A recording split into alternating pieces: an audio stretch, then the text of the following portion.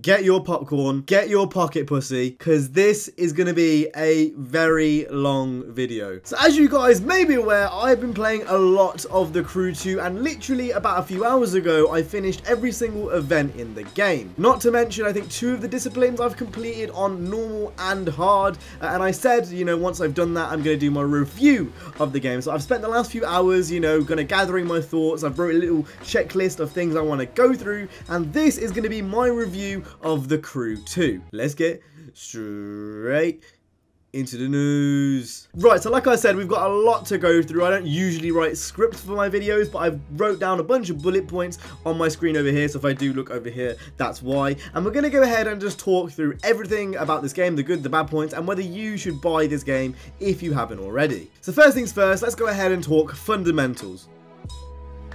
The game is made up of 4 families, this being street racing, off-roading, freestyle and pro racing, and we're going to go more in depth on that in a minute. Essentially, the whole idea of this game is you build fans by completing races, and obviously the further you get, the more fans you get, the better, and with that becomes levels, and then eventually you'll reach to the icon level, and at that point, that's kind of like the end game of the levels, and then you'll proceed to get like icon levels, so it'll be like icon 1, and then when you get enough followers, you'll go to icon 2, etc, etc. The upgrade system in this game is RNG, it's loot based. However, unlike other games, you can't purchase better upgrades with real money. Everything you've got to do has got to be done in-game with in-game currency, which is something which I cannot be a fan of even more. If RNG loot systems are done right in-game, there is a place for it, and I think The Crew 2, it definitely hits a lot of nails on the heads, but it definitely at the same time also messes up on a lot of those fronts. These are all things we're going to talk about later, but I just kind of want to go ahead and skim through these before we continue. The car list, or the vehicle list I should say, in this game is very, very comprehensive. A lot of duplicates of cars, but it's not necessarily a problem because those duplicates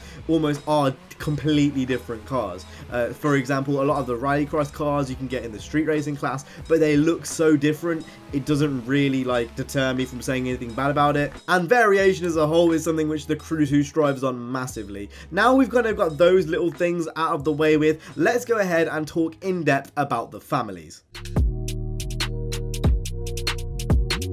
So as I said earlier, we have 4 families in the game. Street racing, which is compiled of street racing, drifting, drag racing and hypercar races. Off-roading, which is compiled of rally raid, rallycross and motocross. Freestyle, which is compiled of acrobatics, jet sprint and motor trucks. Monster trucks. And pro racing, which is compiled of powerboat racing, touring car racing, alpha GP racing, otherwise known as F1, and air racing. Now what we're going to do in this little section of this video is go through each individual family section by section, talk about each individual section, because there's a lot to go through. There's a lot of content in this game, and there's a lot to say just on this alone. So let's go ahead and start on that. Street racing, without a doubt, is my favourite family in this game. This is the reason why I played so much of The Crew 1 and why I was such a big fan of this game. So naturally, this was the one that I was kind of, drawn to the most. I've completed this family twice, once on normal, once on hard.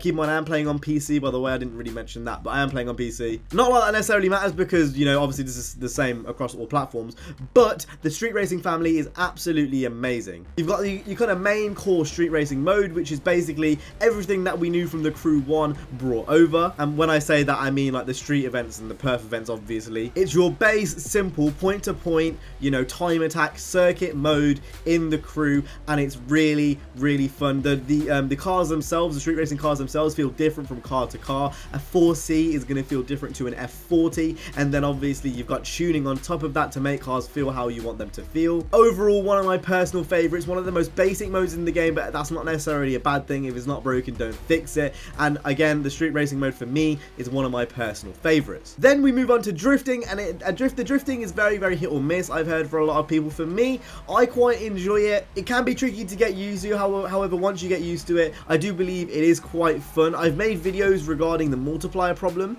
in the drifting mode. Essentially just a quick overview. You can get perk parts that will give you a higher multiplier. This can make things very unbalanced if you're going for leaderboard scores. For me, I was a big person, you know, back in Need for Speed 2015, who went for world records. I had a few world records on some of the drift tracks at some point, and I would do the same, honestly, with the drift mode in this game. But the stuff like the multiplier bonuses is just something I don't want to have to grind for, especially the RNG system being loot based and random. So I don't even know if I'm going to get parts and stuff. It's very, very convoluted. I'll link another video down in the description, so if you want to go ahead and get educated on that. But the actual drifting itself, I really enjoy it. I know a lot of people, it's very hit and miss. I think it's one of those things, once you get used to the drifting in the game, it is really, really fun. The only thing which stops me doing that is the perk points. Otherwise, it is a really fun mode. We then move on to drag racing, which is my least favorite mode within this family. Drag racing is pretty self-explanatory. You go in a straight line, you're locked to manual gear, so you have to manually change gears. You've got to warm up your tyres, and then it's the fastest to the end in what usually is a straight line. Again, it's just not my personal cup of tea. I prefer circuit races and drifting, something, you know, where it's a bit more involved. But there's nothing wrong with it. If you really like drag racing and you liked it from the wild run in the last game, you're going to like it in this game. And that's all I really have to say on the drag racing. And then we have the hypercar races. One of the most interesting yet confusing modes, or like races in the street racing family. Hypercar races take the best cars in the game, you know, obviously hypercars in the game, and they usually put you in long races for big rewards. There's a few exceptions to the rule, and that will apply to a lot of the modes in the game that I say this kind of stuff for, because there is a few events that are shorter, but for the most part, these are kind of big spectacle events. Some of my favorite races in this include the one that went from coast to coast, from New York to San Fran, I believe. That was a really fun race. You get a big payout at the end, and it's one of those things that's nice to do with friends, you know, kind of just turning your head off and just driving. My main problem with this class is that I don't see any reason why this couldn't have been added to the normal street racing modes. The hypercar selection of cars is very, very weird. I noticed that cars like the Aventador are placed here and the 458, and those aren't necessarily hypercars. I would have liked to seen this just added to the street racing, because then obviously we could have used all the street cars. So everything from an MX-5 could, you know, face an F40, and I really like that. I know a lot of people get really annoyed by that idea, but for me, I like the idea of being able to take my MX-5, you know, up against LaFerrari, even though it's ridiculous and shouldn't happen. I just like the idea of being able to use whatever car in whatever situation, and to be honest, I've been upgrading my 911, and I would really, really like to use that in these longer races, but obviously, for obvious reasons, I can't. The only reason I can see this hypercar mode being added into the game is to lengthen the game and make it seem like there's more content, and to give that illusion of more content, but realistically, the hypercars are street racing cars, just in longer events in a different unneeded class. Now let's go on to off-roading.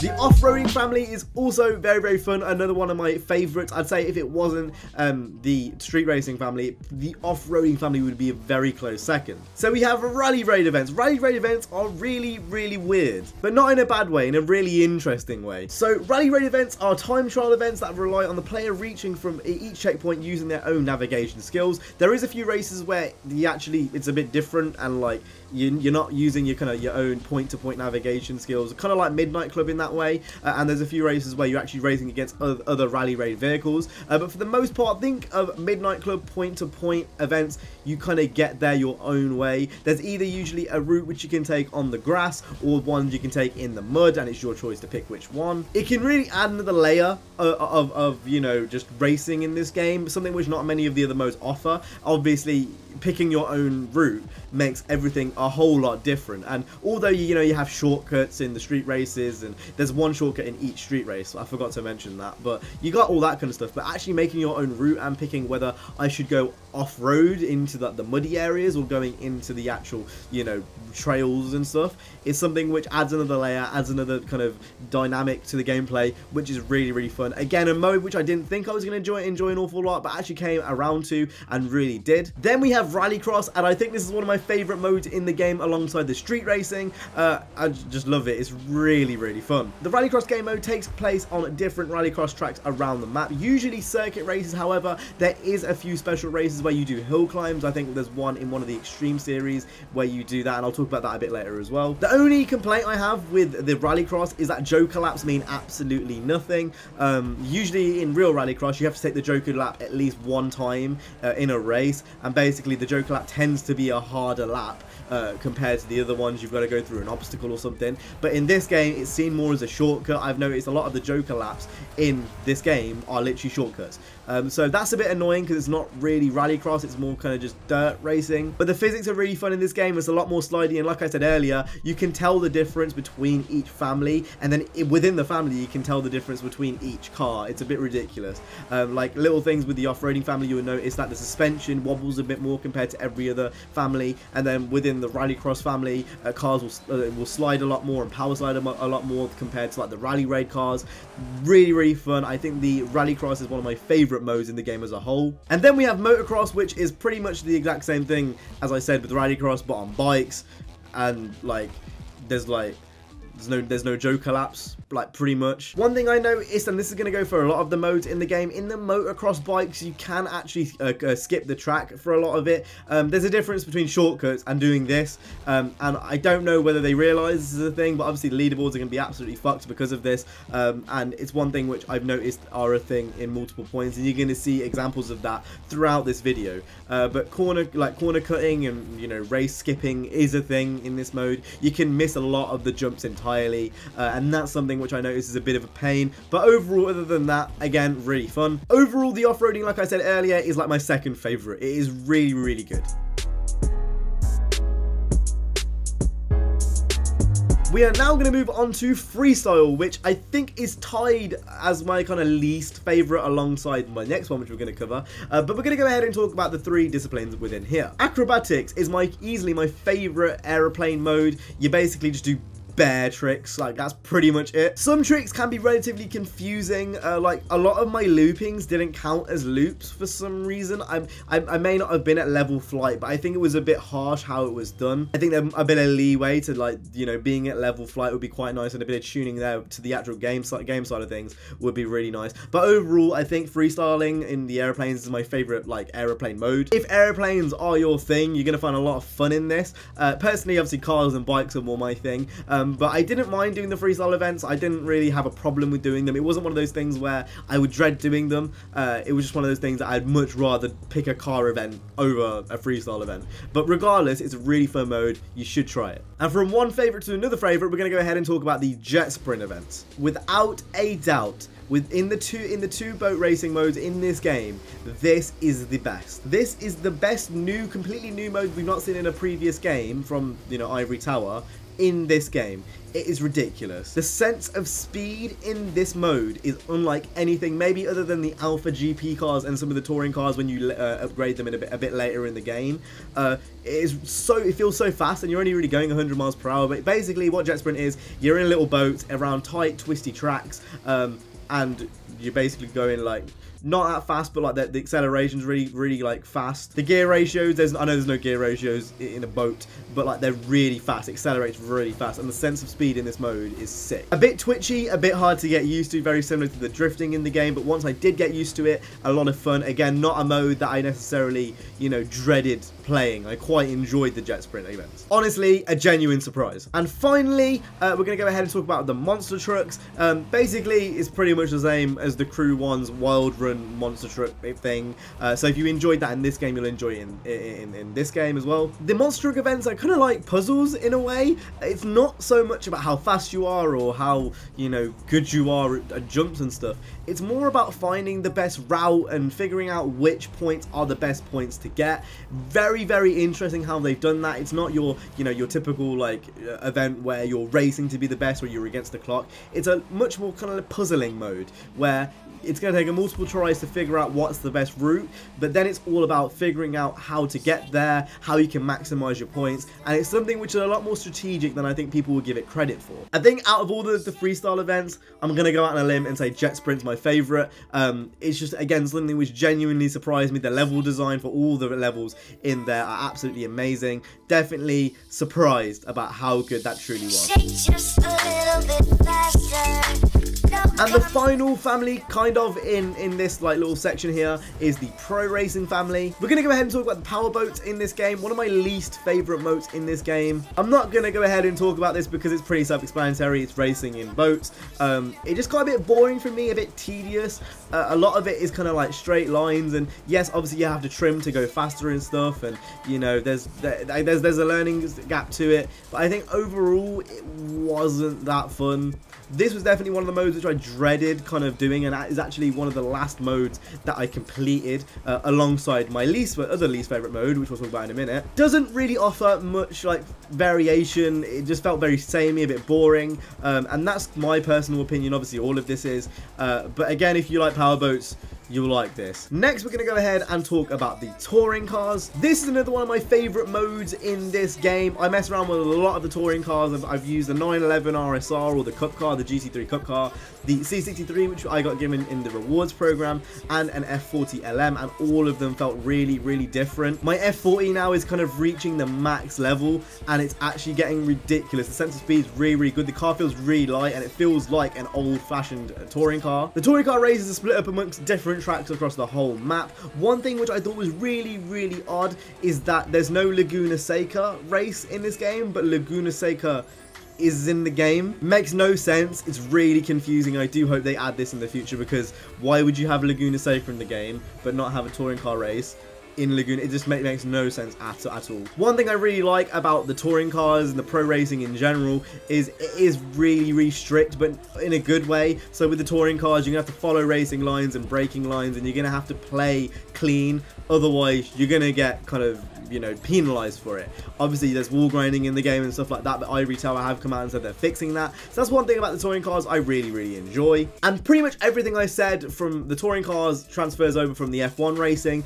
It just on a different level of speed, and you know, you have to pay a lot more attention to things with touring cars. You know, obviously the sense of speed is nowhere near what it is with the Alpha GP cars, the F1 cars, and with the addition of the Red Bull license that the crew has in this game, obviously we have the ability to use the RB13. And as you can see on this gameplay, I've gone ahead and put a McLaren, or a Mercedes livery, sorry, with the Lewis Hamilton livery on, which is really, really cool. And it just opens up a lot of things. I think it's the first time we've actually seen an F1 car in an open world, and in the Extreme series you actually have the opportunity to race one of these on an actual like track, which is really, really cool. And then we have my least favorite mode, which I'm not even going to touch on that much because it's absolutely awful, is the air racing. I hate it with a passion. It's awful. It just feels so hard to move it, you know, with the freestyling planes.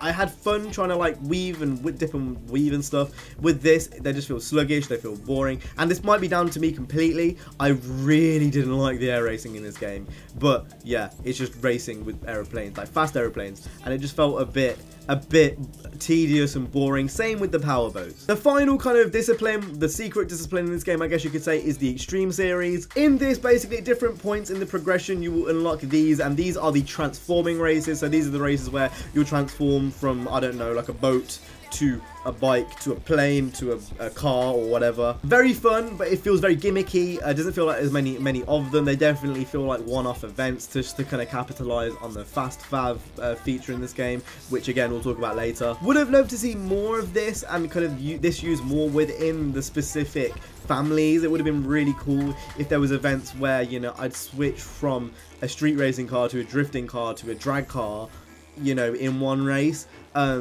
It just doesn't feel like it's used an awful lot. It feels like this kind of separate section was just there just to kind of make sure they use this feature, which is one of the game's USPs. Fun nevertheless, but it does feel a bit gimmicky, and again, I do wish that they kind of took advantage of that more. And that rounds it up for everything regarding the families. Now we're going to talk about a few other things, which I want to talk about, like the replay value of the game and the multiplayer, because these are things which I also want to touch on before this video ends. So let's talk replay value. This game is very, very weird with replay value. It really kind of depends on the type of player you are. For those that love grinding and reaching max level, yes, there is a lot to do. However, outside of replaying old events that you've already done, there really isn't much to do. You do have photo opportunities and skill challenges based around the world, but unless you're you know, intent on 100%ing the game, I didn't bother with the classes that I didn't enjoy. With the lack of PvP at launch, as well as faction missions or missions that are even updated on a weekly basis, this can definitely leave someone like with a kind of bad taste in their mouth and a lack of things to do. The game is going to be supported for the foreseeable future, with 2 free cars being given each month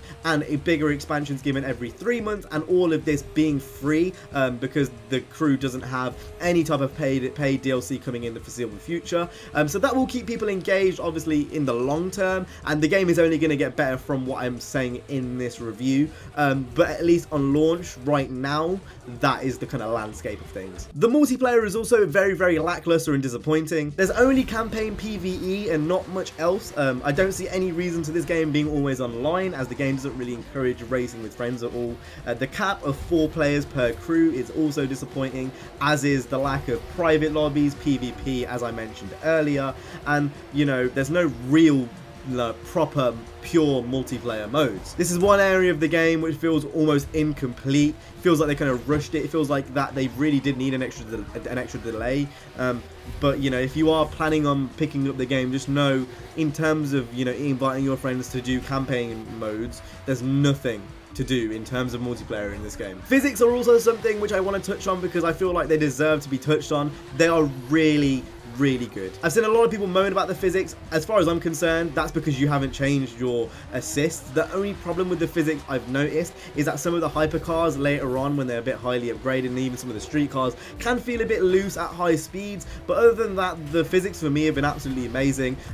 There is a bunch of assists in the game which you can access, and then as well as that is a bunch of individual tuning options. I don't see, you know, the people that argue that you shouldn't have to change your assists for the physics to work. I'd argue that you don't have to do that, but just like Forza, if you turn off your traction control, you're gonna have a bit more, you know, play in the rear wheels, or you know, whatever, and it's just gonna make your life a whole lot easier. So I've got to say, overall, I think the physics are really good.